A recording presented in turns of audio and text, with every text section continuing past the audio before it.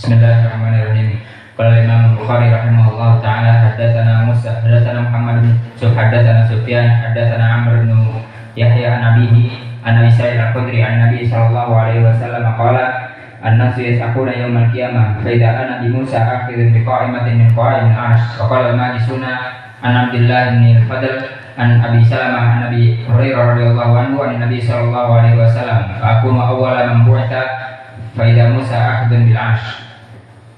Mereka meyakini bahwa dewa mereka bernama Odin yang agung. Dewanya orang Viking Odin. Maka the Lord Odin ini, kata mereka, di mana tinggalnya? Maka mereka jika berjihad, berperang demi Odin, mereka mengatakan to the Valhalla, kepada Valhalla. Valhalla adalah surga alam mereka, aula yang besar, surga yang besar yang ada Odin padanya. Di mana Valhalla itu? Di Asgard. Jadilah Thor. Anak Odin. Thor anak Odin. Ngawur semuanya. Maka mana keyakinan mereka bahwa Valhalla adalah tempat yang tinggi, tempat Odin bersemayam, tempat dewa halilintar juga. Kalau tadi Yunani kuno Zeus, mereka Odin. Dan Zeus mempunyai anak di bumi menjadi Hercules dan Achilles. Mereka meyakini mempunyai anak jadi The Thor. Dan Thor bergabung dengan Avenger. Ngawur semuanya. Al-Muhim, seperti itu keadaan mereka. Dan lebih parah lagi kelompok orang Hindu dan Buddha juga. Adapun kelompok orang Hindu, maka mereka meyakini dewa-dewa mereka seperti Dewa Wisnu yang menjaga alam raya, dan Dewa Siwa yang membuat alam raya, dan Dewa Bayu, Dewa Angin, dan Dewa Indra, Dewa Guntur, dan Dewa Surya, Dewa Matahari. Dewa Surya, Dewa Matahari, bukan Dewa Rokok ya. Maka di sini semuanya mereka tidak berada di sisi mereka. Orang-orang Hindu tidak ridho bahwa Wisnu, Siwa itu di antara mereka, tidak. Tapi di mana? Di Swarga Loka. Di mana itu Swarga Loka? Di gunung yang paling tinggi dari pegunungan-pegunungan di Tibet, Gunung Himalaya. Maka mereka secara fitrah tidak ridho bahwa Rob mereka ada bersama mereka di tempat-tempat yang rendah.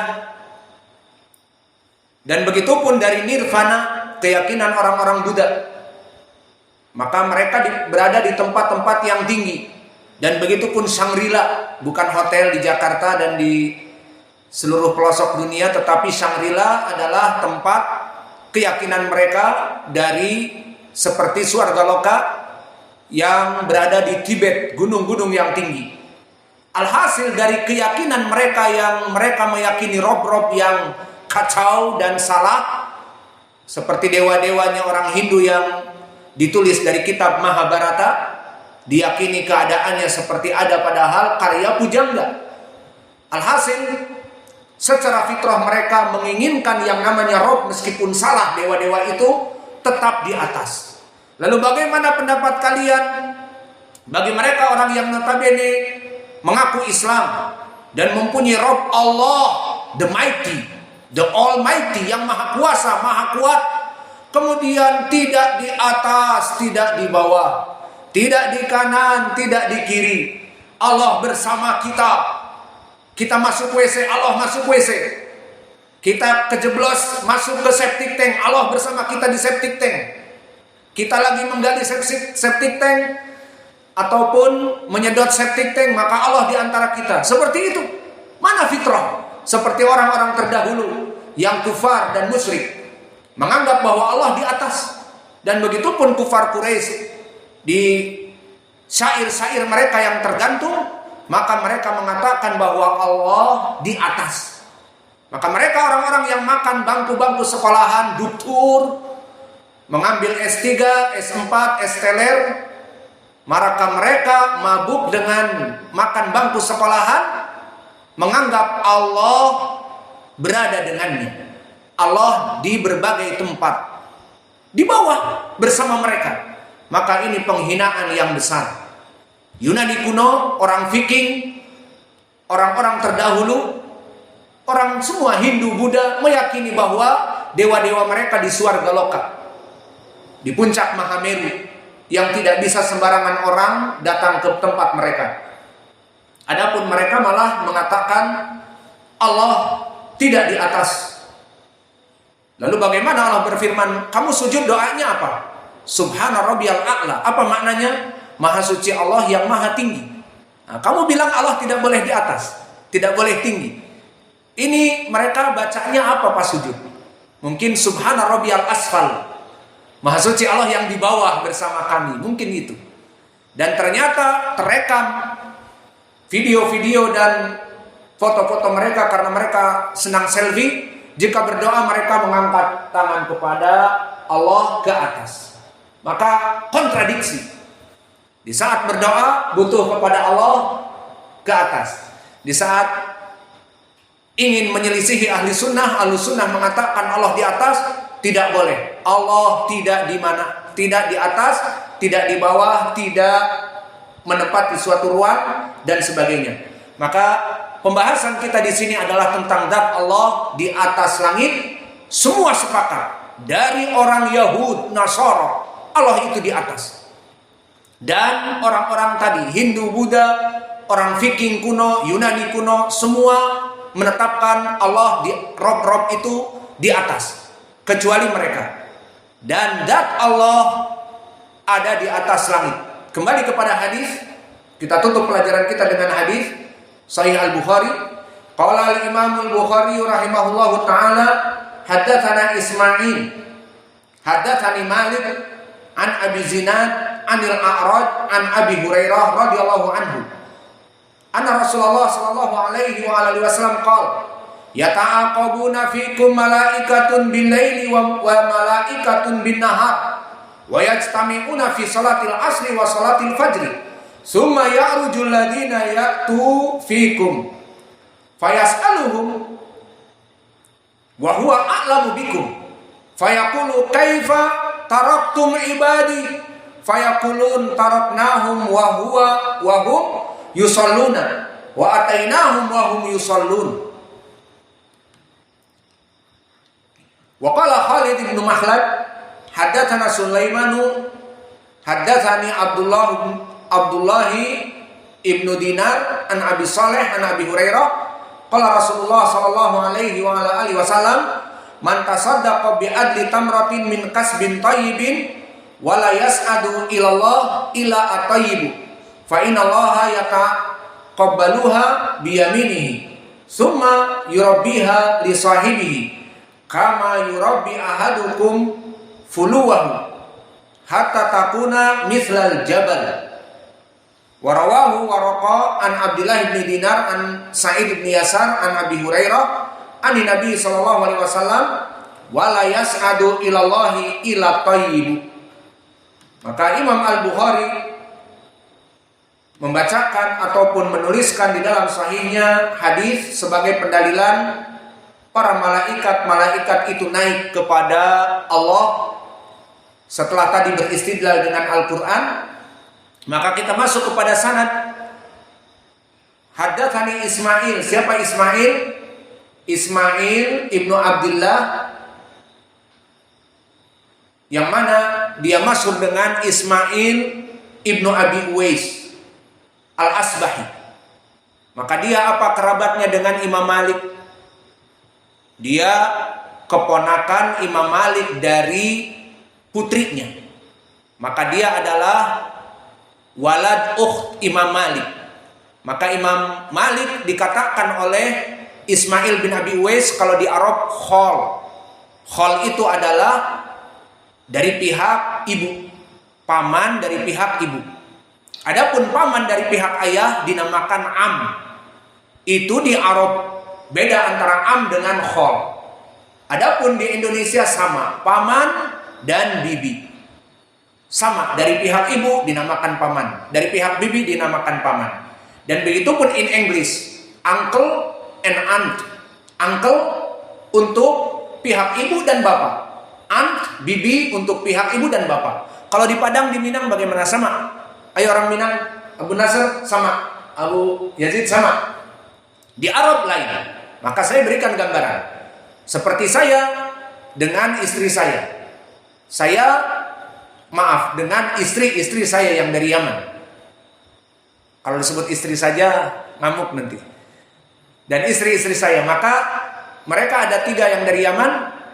Anak-anak mereka seperti anak-anak saya seperti Hudzaifah. Itu menyebut paman yang dari pihak bapak, di Arab namanya ammi. Maka dari keluarga kami yang di Jakarta ataupun di Bandung, maka dikatakan ammi. Adapun saudara mereka yang dari Hadramaut ataupun dari Ib ataupun dari San'a, mereka menyebutnya khol. Jadi ammi kepada yang pihak bapak dari keluarga saya, dari kakak-kakak saya dan adik-adik saya. Adapun khol dari pihak ibunya, kakak ibunya, adik ibunya, faham? Nah, di sini kembali ke Imam Malik, faham apa tidak? Imam Malik mempunyai saudari. Saudarinya mempunyai anak namanya Ismail ibnu Abi Uwais. Maka dia berkata kepada Imam Malik, ya khol. Dan Imam Malik memanggilnya sebagai keponakan, karena dia adalah keponakan. Maka inilah perbedaan di bahasa Arab yang lebih luas daripada bahasa Indonesia dan yang lainnya. Maka Ismail ibnu Abi Uwais barakallahu fikum, dia di Tabaqah yang ke-10 dari gurunya Imam Al-Bukhari. Namun para ulama telah banyak memperbincangkan beliau dari segi hafalannya. Maka telah didhaifkan oleh para ulama. Berkata Imam An-Nasa'i dhaif. Berkata Abu Hatim mahalul sidq wa kana mughaffalan. Dia itu orang yang pas-pasan dan dia adalah orang yang mughaffal. Makna mughaffal adalah hafalannya susah. Mughaffal. Dan Imam Ahmad mengatakan la ba'sa bihi, yakni pas-pasan. Dan para ulama yang rajih adalah mendhaifkan dari Ismail ibnu Abi Uwais ini. Didhaifkan juga oleh Ibnu Ma'in.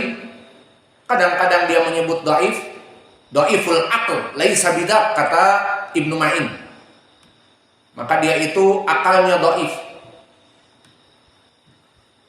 Kemudian meriwayatkan dari Malik, maka meriwayatkan dari kholnya. Dan Malik di sini Malik ibnu Anas Al-Asbahi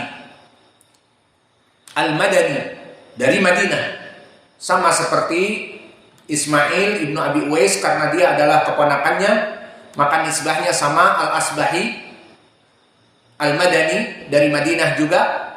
Adapun Imam Malik ibnu Anas, maka kita telah mengetahuinya, dia imam yang masyhur. Pertama, dia imam madhab yang 4. Imam Malik dan muridnya Imam Asy-Syafi'i, madhab yang 4 juga, dan murid Imam Asy-Syafi'i Imam Ahmad. Maka Imam Malik dilaqabi dengan Imam Daril Hijrah. Imam Daril Hijrah, tempat kota hijrahnya Nabi di Madinah. Maka Imam Malik diakui keilmuannya pada zamannya. Bahkan kitab Muwatta yang dia tulis, telah berkata Imam Asy-Syafi'i, ma ajidu asah kitaban tahta adimis sama ila kitab Muwatta. Berkata Imam Asy-Syafi'i, aku mendapati tidak ada kitab yang paling sahih di kolong jagat ini kecuali kitab guruku Imam Malik. Pertanyaan, indah keaan, bukannya kitab Sahih Al-Bukhari paling kuat dan Sahih Muslim? Bagaimana di sini kata Imam Asy-Syafi'i adalah kitab Muwatta Malik paling sahih? Ayo jawab. Answer please. Bingung, bengong. Indah ke Abu Abdillah. Karena pada zaman itu ada yang Malik, ada yang Bukhari. Ahsan. Imam Syafi'i muridnya Imam Malik. Setelah Imam Malik, muridnya adalah Imam Ahmad. Imam Ahmad ada Imam Bukhari masih kecil. Maka Imam Ahmad termasuk dari gurunya Imam Al-Bukhari termasuk dari muridnya Imam Ahmad. Maka di saat Imam Syafi'i hidup dan mengatakan tidak ada kitab yang paling sahih di kolong jagat ini kecuali kitab Muwatta, memang Imam Al-Bukhari belum lahir, belum bikin kitab. Sahih Al-Bukhari belum ada. Paham ya, Aan? Do you understand? Baik. Maka itu jawabannya. Maka di sini Imam Malik diakui di zamannya, dan Imam Malik adalah ru'us dari kepala kelompok itba' at-tabi'in. Maka dia hidup bersama Imam Syu'bah, Sufyan Ats-Tsauri, Laits ibnu Sa'd, dan diakui oleh para ulama. Bahkan berkata Abdurrahman ibnu Mahdi, jika seandainya ataupun Imam Malik dan Sufyan Ats-Tsauri adalah penjaga gawang, itu maknanya. Maknanya adalah laula Malik wa Tsauri la dhahaba ilmal Hijaz. Jika seandainya tidak dari Imam Malik yang ada di Madinah dan Imam Sufyan Ats-Tsauri yang ada di Makkah, Sufyan